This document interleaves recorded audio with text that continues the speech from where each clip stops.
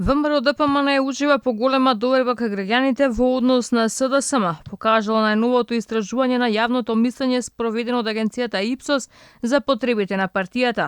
Дури 22,5% од испитаниците одговориле дека би гласале за ВМРО-ДПМН доколку утре се одржат предвремени парламентарни избори и на тие избори би се кандидирале само партии, а не коалиции. На истово прашање, поддршката за СДСМ била помала или само 15,3%. Во контекст на актуелната политичка ситуација, високи 44,2% од граѓаните излезот од кризата го гледаат во предвремени парламентарни избори. Против биле 38,8%, а 11,4% одбиле да одговорат на прашањето. Мнозинството од испитаниците или високи 57 сметаат дека државата се движи во погрешна насока.